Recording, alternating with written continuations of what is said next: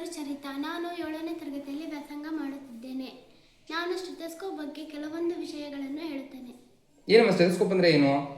1816ರಲ್ಲಿ René ಲೆನೆಕ್ ಎಂಬುವವರು stethoscope ಅನ್ನು ಕಂಡುಹಿಡಿದರು. ಇದು ದೇಹದಲ್ಲಿನ ಹೃದಯದ ಬಡಿತ, ಶ್ವಾಸಕೋಶದ ಗಾಳಿಯ ಚಲನೆ ಮತ್ತು ರಕ್ತನಾಳದಲ್ಲಿನ ಶಬ್ದಗಳನ್ನು ಕೇಳಿಸಿಕೊಳ್ಳಲು ಬಳಸುವ ಸಾಧನ. ವಯಸ್ಕ ಮಾನವನ ಹೃದಯದ ಬಡಿತ 1 ನಿಮಿಷಕ್ಕೆ 72 ಬಾರಿ ಬಡಿದುಕೊಳ್ಳುತ್ತದೆ. ಸರಿ, ಇಲ್ಲಿ ಕಾಣಿಸ್ತಿರೋ ಅಂತ ಒಂದು ಸ್ಟೆಥೋಸ್ಕೋಪ್ ಏನಿದೆ, ಈ ಭಾಗಗಳನ್ನ ನೀನು ಹೆಸರಿಸ್ತಾ ಹೋಗ್ಬೇಕು. ಏನಿದು? Chest piece. ಚೆಸ್ಟ್ ಪೀಸ್ ಏನ್ ಮಾಡುತ್ತೆ? ರೋಗಿಯ ದೇಹದ ಮೇಲೆ ಇಡುವ ಭಾಗ ಅಲ್ವಾ? ಇದೇನಿದು? ಟ್ಯೂಬ್. ಶಬ್ದ ಕಿವಿಗೆ ತಲುಪಿಸುವ ರಬ್ಬರ್ ಕೊಡವೆ. ಹೌದು. ನಂತರ ಎರಡು ಇಯರ್ ಪೀಸ್ ಕಿವಿಗೆ ಹಾಕಿಕೊಳ್ಳುವ ಭಾಗ. Very good. ಓಕೆ, ಈಗ ನಿತ್ಯ ಬಂದಿದ್ದಾಳೆ. ನಿತ್ಯಾಳ ಒಂದು ಈಗ ಭೂಮಿಕಾಳ ಹೃದಯ ಬಡಿತವನ್ನ ಪರೀಕ್ಷೆ ಮಾಡ್ತಾಳೆ. ಚರಿತಾ ಮಾಡೋಣ. ಶಬ್ದ ಕೇಳಿಸಿದೆಯಾ? ಇಯರ್ ಪೀಸಲ್ಲಿ ಕೇಳಿಸಿದೆಯಲ್ಲ? ಓಕೆ. ಈಗ ಆರೋಗ್ಯವಂತ ಮಾನವನ ಒಂದು ಹೃದಯದ ಬಡಿತ 1 ನಿಮಿಷಕ್ಕೆ ಎಷ್ಟು ಬಾರಿ ಬಡಿದುಕೊಳ್ಳುತ್ತೆ? 72 ಬಾರಿ ಬಡಿದುಕೊಳ್ಳುತ್ತೆ. ಈಗ ಚಲನೆಗೆ ಸಂಬಂಧಪಟ್ಟಂತಹ ಒಂದು ಪ್ರಯೋಗಗಳನ್ನ ಮಾಡಲಿಕ್ಕೆ ಮತ್ತೆ ಚರಿತಾನೆ ಮುಂದೆ ಬಂದಿದ್ದಾಳೆ. ಚಲನೆ ಅಂದ್ರೆ ಏನು? ಸಮಯದೊಂದಿಗೆ ವಸ್ತುವಿನ ಸ್ಥಾನದಲ್ಲಾಗುವಂತಹ ಬದಲಾವಣೆ. ಮೊದಲಿಗೆ ಇಲ್ಲಿ ಕಾರು ನಿಶ್ಚಲ ಸ್ಥಿತಿಯಲ್ಲಿದೆ. ಈಗ ನಿನ್ನ ಬಲ ಪ್ರಯೋಗದಿಂದ ಆ ಕಾರನ್ನ ಮುಂದಕ್ಕೆ ಚಲಿಸುತ್ತಾ ಮಾಡು. ಹೀಗೆ ಮೊದಲಿಗೆ ಒಂದು ಕಾರು ನಿಶ್ಚಲ ಸ್ಥಿತಿಯಲ್ಲಿತ್ತು. ತನ್ನ ಬಲ ಪ್ರಯೋಗವನ್ನ ಮಾಡಿದ ಕ್ಷಣ ಅದು ಏನಾಗುತ್ತೆ ಅಂತಂದ್ರೆ, ಸಮಯದೊಂದಿಗೆ ವಸ್ತು ತನ್ನ ಸ್ಥಾನದಲ್ಲಿ ಬದಲಾವಣೆಯನ್ನ ಮಾಡುತ್ತೆ. ಇದಕ್ಕೆ ನಾವು ಚಲನೆ ಅಂತ ಹೇಳ್ತೀವಿ. ಚಲನೆಯಲ್ಲಿ ಎಷ್ಟು ವಿಧ? ಚಲನೆಯಲ್ಲಿ 3 ವಿಧ ಇದೆ, ಹೌದಾ? ಮೊದಲನೇ ಒಂದು ವಿಧದ ಹೆಸರೇನು? ಸರಳ ರೇಖೆಯ ಚಲನೆ. ಸರಳ ರೇಖೆಯ ಚಲನೆ. ಸರಳ ರೇಖೆಯ ಚಲನೆಗೆ ಈ 3 ಉದಾಹರಣೆಗಳನ್ನ ತೋರಿಸ್ಕೊಡ್ತಾಳೆ. ಗ್ಲಾಸ್ನಲ್ಲಿ ಈಗಾಗಲೇ ನೀರಿದೆ, ಅದನ್ನ ನೇರವಾಗಿ ಚಂಬಿಗೆ ಹಾಕ್ತಿದ್ದಾಳೆ. ಅದು ತೋರಿಸು. ಸರಳ ರೇಖೆಯಲ್ಲಿ ಆ ನೀರು ಗ್ಲಾಸ್ನಿಂದ ಚಂಬಿಗೆ ಬಂತು. ಆನಂತರ ಏನ್ ಮಾಡ್ತಿದೀಯಾ? ನೇರ ರಸ್ತೆಯ ಮೇಲೆ ಕಾರಿನ ಚಲನೆ. ಹೌದು, ಹಾಗೆ. ಅನಂತರ ಲೇಸರ್ ಲೈಟ್ ನ ಬೆಳಕು ಗಮನಿಸಬಹುದು, ನೇರವಾಗಿ ಹೋಗುತ್ತೆ, ಆಯ್ತಾ? ಅನಂತರ ಈಗ ವೃತ್ತೀಯ ಚಲನೆ ಅಂದ್ರೆ ಏನು? ವಸ್ತುವು ವೃತ್ತೀಯ ಪಥದಲ್ಲಿ ಚಲಿಸಿದರೆ ಅದನ್ನು ವೃತ್ತೀಯ ಚಲನೆ ಎನ್ನುವರು. ತೋರಿಸು. ವಸ್ತು ವೃತ್ತೀಯ ಪಥದಲ್ಲಿ ಚಲನೆ ಮಾಡ್ತಿದೆ, ಇದಕ್ಕೆ ನಾವು ಏನಂತ ಹೇಳಬೇಕು? ವೃತ್ತೀಯ ಚಲನೆ ಅಂತ ಹೇಳಬೇಕು. ಅನಂತರ ಮೊಳೆ ತಿರುಸು, ಜೋರ ತಿರುಸು. ಇದು ಕೂಡ ವೃತ್ತೀಯ ಪಥದಲ್ಲಿ ಚಲನೆ ಮಾಡ್ತಿದೆ. ಒಂದು ದಾರಕ್ಕೆ ಕಟ್ಟಿರೋ ಅಂತ ಒಂದು ಮೊಳೆ ತನ್ನ ವೃತ್ತೀಯ ಪಥದಲ್ಲಿ ಚಲನೆ ಮಾಡುತ್ತೆ. ಅದಕ್ಕೋಸ್ಕರ ಇದನ್ನ ವೃತ್ತೀಯ ಚಲನೆ ಅಂತ ಹೇಳ್ತೇವೆ. ಅನಂತರ ಆಂದೋಲನ ಅಥವಾ ಆವರ್ತಕ ಚಲನೆ ಅಂತ ಹೇಳ್ತೇವೆ. ಏನು ಆವರ್ತಕ ಚಲನೆ ಅಂದ್ರೆ ಏನು? ಒಂದು ವಸ್ತು ತನ್ನ ಚಲನೆಯನ್ನು ಪುನರಾವರ್ತನೆ ಮಾಡುತ್ತೆ. ಮಾಡುವುದಕ್ಕೆ ಆಂದೋಲನ ಅಥವಾ ಆವರ್ತಕ ಚಲನೆ ಎನ್ನುವರು. ಒಂದು ವಸ್ತು ತನ್ನ ಚಲನೆಯನ್ನ ಪುನರಾವರ್ತನೆ ಮಾಡಿದ್ರೆ ಅದಕ್ಕೆ ನಾವು ಆವರ್ತಕ ಅಥವಾ ಆಂದೋಲನ ಚಲನೆ ಅಂತ ಹೇಳಬೇಕು. ಸರಿ, ಗುಡ್. ಕಾರ್ಯಕ್ರಮದ ಕಟ್ಟಕಡೆಯ ಪ್ರಯೋಗ ಬೆಳಕಿಗೆ ಸಂಬಂಧಪಟ್ಟಂತೆ ಇದನ್ನು ನಿರ್ವಹಿಸಿಕೊಳ್ಳಲಿಕ್ಕೆ ಕೀರ್ತಿಪ್ರಿಯ ಬಂದಿದ್ದಾರೆ. ನನ್ನ ಹೆಸರು ಕೀರ್ತಿಪ್ರಿಯ GR. ನಾನು ಬೆಳಕಿನ ಬಗ್ಗೆ ಸ್ವಲ್ಪ ತಿಳಿಸಿಕೊಳ್ಳುತ್ತೇನೆ.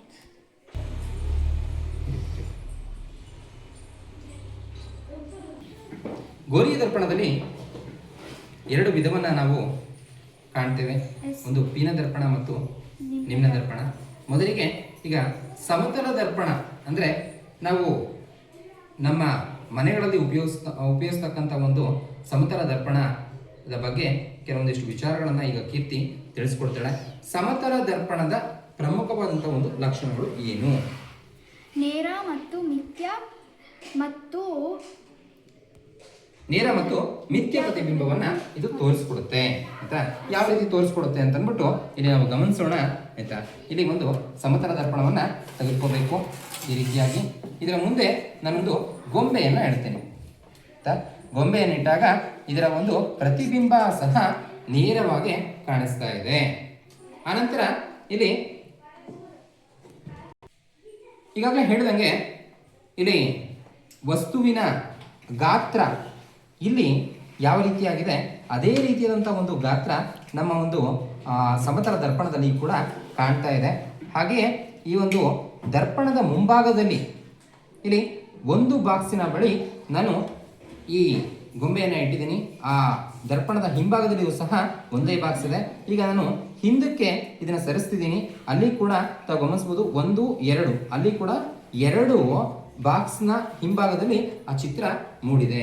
ಹಾಗಾದ್ರೆ ಇಲ್ಲಿ ದರ್ಪಣದ ಮುಂಭಾಗದಲ್ಲಿ ಎಷ್ಟು ಒಂದು ದೂರ ಇದೆ ಅಷ್ಟೇ ದೂರದಲ್ಲಿ ಆ ಒಂದು ದರ್ಪಣದ ಹಿಂಭಾಗದಲ್ಲೂ ಸಹ ಒಂದು ಅದರ ಪ್ರತಿಬಿಂಬ ಮೂಡುತ್ತೆ. ವಸ್ತುವಿನ ಗಾತ್ರ ಅಷ್ಟೇ ಇರುತ್ತದೆ. ಈ ಸಮತಲ ದರ್ಪಣ ಮುಗಿತು. ಪಿನ್ ದರ್ಪಣ ಮೇಲ್ಗಡೆ ಹಚ್ಚು. ಇಲ್ಲಿ ಮೇಣದ ಬತ್ತಿಯನ್ನ ನಾವು ಹಚ್ಚಿದ್ದೇವೆ. ಇಲ್ಲಿ ಕಾಣಿಸ್ತಿರೋ ಅಂಥದ್ದು ಪೀನ ದರ್ಪಣ. ಪೀನ ದರ್ಪಣ ತೋರಿಸಮ್ಮ. ಪೀನ ದರ್ಪಣದಲ್ಲಿ ಪೀನ ದರ್ಪಣದಲ್ಲಿ ವಸ್ತು ಯಾವ ರೀತಿ ಕಾಣಿಸ್ತದೆ? ಹೌದು, ದೊಡ್ಡದಾಗಿರೋಂಥ ವಸ್ತು ಚಿಕ್ಕದಾಗಿ ಕಾಣಿಸ್ತದೆ ಆಯ್ತಾ. ಇದರ ಉಪಯೋಗ ಏನು? ಪೀನ ದರ್ಪಣದ ಉಪಯೋಗ ಏನು? ಚಿಕ್ಕದಾಗಿರೋ ವಸ್ತುಗಳು ದೊಡ್ಡದಾಗಿ ಕಾಣಿಸುತ್ತೆ. ಹೌದು, ಚಿಕ್ಕದಾಗಿರೋಂಥ ವಸ್ತುಗಳು ದೊಡ್ಡದಾಗಿ ಕಾಣಿಸುತ್ತಾ? ದೊಡ್ಡದಾಗಿರೋ ವಸ್ತುಗಳು ಚಿಕ್ಕದಾಗಿ ಕಾಣಿಸುತ್ತೆ. ಪೀನ ದರ್ಪಣದಲ್ಲಿ ದೊಡ್ಡದಾಗಿರೋಂಥ ಒಂದು ವಸ್ತು ಚಿಕ್ಕದಾಗಿ ಕಾಣಿಸ್ತದೆ ಆಯ್ತಾ. ನೀವು ಕ್ಯಾಮ್ರಾದಲ್ಲಿ ಗಮನಿಸಬಹುದು. ಆನಂತರ ನಿಮ್ಮ ದರ್ಪಣದ ಉಪಯೋಗ ಏನು? ದೊಡ್ಡದಾಗಿರೋ ವಸ್ತುಗಳು ಚಿಕ್ಕದಾಗಿರೋ ವಸ್ತುಗಳು ದೊಡ್ಡದಾಗಿ ಕಾಣಿಸುತ್ತೆ. ಚಿಕ್ಕದಾಗಿರೋಂಥ ಒಂದು ವಸ್ತು ದೊಡ್ಡದಾಗಿ ಕಾಣಿಸ್ತದೆ ಇಲ್ಲಿ ನೀವು ಗಮನಿಸಬಹುದು. ಈಗ ನಿಮ್ನ ದರ್ಪಣವನ್ನ ಬಳಸ್ಕೊಂಡು ಒಂದು ಬೆಳಕಿನ ಪ್ರತಿಬಿಂಬ ಯಾವ ರೀತಿ ಕಾಣಿಸುತ್ತೆ ಅಂತ ಅಂದ್ಬಿಟ್ಟು ಈಗ ಗಟ್ಟಿ ಮಾಡಿ ತೋರಿಸ್ತಾಳೆ. ಅವೆಲ್ಲ ಗಮನಿಸಬಹುದು. ಬಿಡಿ, ಕೈ ಬಿಟ್ಬಿಡು. ಈಗ ಇಲ್ಲಿ ಮೇಣದ ಬತ್ತಿಯ ಒಂದು ಪ್ರತಿಬಿಂಬ ಪರದೆ ಮೇಲೆ ಮೂಡುತ್ತಿದೆ. ಯಾವ ರೀತಿ ಕಾಣ್ತಿದೆ? ತಲೆ ಕೆಳಗಾಗಿ ಕಾಣಿಸ್ತಿದೆ. ತಲೆ ಕೆಳಗಾಗಿ ಕಾಣಿಸ್ತಾ ಇರೋಂಥದ್ದನ್ನ ತಾವೆಲ್ಲ ಗಮನಿಸಬಹುದು. ತುಂಬ ಚೆನ್ನಾಗಿ ಇಲ್ಲಿ ಕಾಣಿಸ್ತಿದೆ. ಈ ತಲೆ ಕೆಳಗಾಗಿರೋಂಥ ಒಂದು ಪ್ರತಿಬಿಂಬವನ್ನ ಏನಂತ ಕರಿಬೇಕು? ಸತ್ಯ ಪ್ರತಿಬಿಂಬ ಅಂತ ಕರಿಬೇಕು. ಏನು ಸತ್ಯ ಪ್ರತಿಬಿಂಬ ಅಂದ್ರೆ ಏನು? ಪರದೆ ಮೇಲೆ ಪಡೆಯಲಾಗುವ ಪ್ರತಿಬಿಂಬ. ಪರದೆಯ ಮೇಲೆ ಪಡೆಯಲಾಗುವಂತಹ ಪ್ರತಿಬಿಂಬವನ್ನು ನಾವು ಸತ್ಯ ಪ್ರತಿಬಿಂಬ ಅಂತ ಕರಿತೇವೆ. ಈಗ ಪೀನ ಮಸೂರವನ್ನ ತೆಗೆದುಕೊಂಡಿದ್ಯಾ? ಏನ್ ಪೀನ ಮಸೂರ ಅಂದ್ರೆ ಏನು? ಮಸೂರದ ಮಧ್ಯಭಾಗ ದಪ್ಪದಾಗಿದ್ದು ಅಂಚಿನಲ್ಲಿ ತೆಳುವಾಗಿದ್ದರೆ ಅಂತಹ ಮಸೂರವನ್ನು ಪೀನ ಮಸೂರ ಎನ್ನುವರು. ಹೌದು. ಈಗ ಆ ಒಂದು ಪೀನ ಮಸೂರದಿಂದ ಬೆಳಕು ಅದರ ಪ್ರತಿಬಿಂಬವನ್ನ ಪರದೆಯ ಮೇಲೆ ಬೀಳೋ ಥರ ಮಾಡಿ ತೋರಿಸು. ಹಿಂಗೆ ಕಾಣಿಸ್ತದೆ.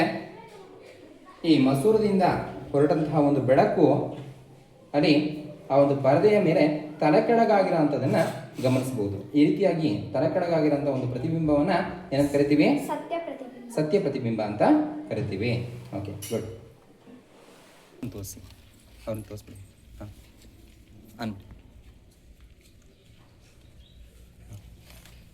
ಈಗ ಇಲ್ಲಿ ವರ್ಧಕ ಮಸೂರವನ್ನು ತೆಗೆದುಕೊಂಡಿದ್ದಾರೆ.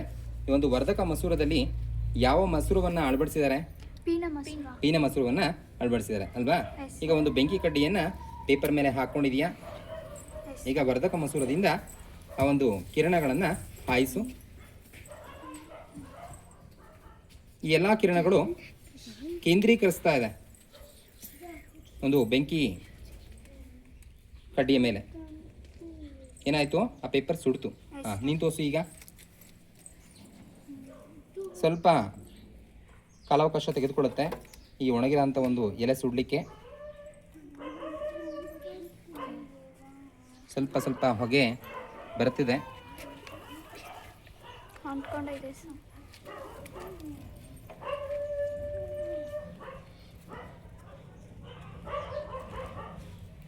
ಅಲ್ಲಿ ಬೆಂಕಿ ಕಡ್ಡಿಯನ್ನು ಉಪಯೋಗಿಸಿದ್ವಿ. ಇಲ್ಲಿ ಯಾವುದೇ ರೀತಿಯಾದಂಥ ಒಂದು ಬೆಂಕಿ ಕಡ್ಡಿಯನ್ನು ಬಳಸ್ಕೊಂಡಿಲ್ಲ, ಸುಟ್ಟಿರೋ ಅಂಥ ಒಂದು ಎಲೆಯನ್ನು ಬಳಸಿರತಕ್ಕಂಥದ್ದು. ಆವರ್ಧಕ ಮಸೂರದಲ್ಲಿ ಸಹ ಪೀನ ಮಸೂರವನ್ನೇ ಬಳಸಿರುವಂಥದ್ದು. ಏನು ಈ ಒಂದು ಪೀನ ಮಸೂರದ ಉಪಯೋಗ ಏನು ಕೀರ್ತಿ? ಪೀನ ಮಸೂರದ ಉಪಯೋಗ ಏನು? ಪೀನ ಮಸೂರದ ಸಣ್ಣ ಅಕ್ಷರಗಳನ್ನು ದೊಡ್ಡ ಅಕ್ಷರಗಳಾಗಿ ತೋರಿಸುತ್ತೆ. ವಾಚ್ ರಿಪೇರಿ ಮಾಡುವವರು ಮತ್ತು ಚಿನ್ನದ ವ್ಯಾಪಾರಿಗಳು ಇದನ್ನು ಉಪಯೋಗಿಸುತ್ತಾರೆ. ಯಾವುದು ಚಿಕ್ಕದಾಗಿ ಇರುತ್ತೆ ವಸ್ತು ಅದನ್ನು ದೊಡ್ಡದಾಗಿ ತೋರಿಸೋದಕ್ಕೆ ವಾಚ್ ರಿಪೇರಿ ಮಾಡುವಂಥವರು. ಅನಂತರ ಬೆಂಕಿಯನ್ನು ಸುಡಲು ಇದನ್ನು ಬಳಸುತ್ತಾರೆ. ಬೆಂಕಿಯನ್ನು ಸುಡೋದಕ್ಕೂ ಕೂಡ ಇದನ್ನು ಬಳಸ್ತಾರೆ. ಒಂದು ಬೆಂಕಿ ಕಡ್ಡಿ ಹಾಕುವಲ್ಲಿ ಈ ಒಣಗಿರೋ ಎಲೆ ಮೇಲೆ.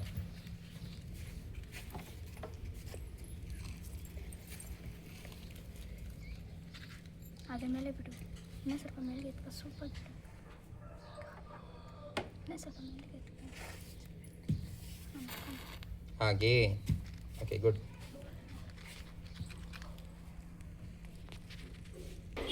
ಈಗ ಕೀರ್ತಿ ಮತ್ತೊಂದು ಪ್ರಯೋಗವನ್ನು ಮಾಡ್ತಿದ್ದಾಳೆ. ಇದಕ್ಕೆ ಬೆಳಕಿನ ಪ್ರಸರಣ, ಡಿಸ್ಪರ್ಷನ್ ಆಫ್ ಲೈಟ್ ಅಂತ ಹೇಳ್ತೇವೆ. ಏನಮ್ಮ ಬೆಳಕಿನ ಪ್ರಸರಣ ಅಂದರೆ ಏನು? ಪಟ್ಟಕದ ಮೇಲೆ ಬಿದ್ದಂತಹ ಬಿಳಿಯ ಬೆಳಕು ವಕ್ರೀಭವನ ಹೊಂದಿ 7 ಬಣ್ಣಗಳಾಗಿ ವಿಭಜನೆಯಾಗುತ್ತದೆ. ಯಾವ ಬಣ್ಣ ಕಾಣಿಸ್ತಿದೆ ಅಲ್ಲಿ? ನೇರಳೆ, ಬೂದಿ, VIBGYOR, violet, I for I ಅಂದರೆ indigo, B blue, G green, Y yellow, O orange, R red. ಈ ರೀತಿಯಾಗಿ ಆ ಪಟ್ಟಕದ ಮೇಲೆ ಬಿದ್ದಂತಹ ಒಂದು ಬಿಳಿಯ ಬೆಳಕು ತುಂಬ ಸುಂದರವಾದಂತಹ ಒಂದು 7 ಬಣ್ಣಗಳನ್ನು ಇಲ್ಲಿ ಪ್ರಕಾಶಮಾನವಾಗಿ ತೋರಿಸಿಕೊಡ್ತಿದೆ. ಇದಕ್ಕೆ ನಾವು ಬೆಳಕಿನ ಪ್ರಸರಣ ಅಂತ ಕರಿತೇವೆ. ಮಾಡಿದೆ. ಕಾರ್ಯಕ್ರಮ ತುಂಬ ಅಚ್ಚುಕಟ್ಟಾಗಿ ಬಂತು. ಈ ಒಂದು ಕಾರ್ಯಕ್ರಮದಲ್ಲಿ 4, 5, 6 ಮತ್ತು 7ನೇ ತರಗತಿ ವಿದ್ಯಾರ್ಥಿಗಳು ವಿಜ್ಞಾನದ ಪ್ರಯೋಗಗಳನ್ನು ತುಂಬ ಅಚ್ಚುಕಟ್ಟಾಗಿ ನಡೆಸಿಕೊಟ್ರು. ಈ ಒಂದು ಕಾರ್ಯಕ್ರಮ ತುಂಬ ಅಚ್ಚುಕಟ್ಟಾಗಿ ಬರಲಿಕ್ಕೆ ತುಂಬ ಕಷ್ಟಪಟ್ಟಿದ್ದೀರಾ. ಸುಮಾರು ಒಂದು ವಾರಗಳ ಒಂದು ವಾರ, ಸೋಮವಾರದಿಂದ ಹಿಡಿದು ಶನಿವಾರದ ತನಕ ಬಹಳಷ್ಟು ಅಭ್ಯಾಸವನ್ನು ಮಾಡಿದ್ದೀರಾ. ಹಾಗೆ ತಮ್ಮೆಲ್ಲರಿಗೂ ಧನ್ಯವಾದ.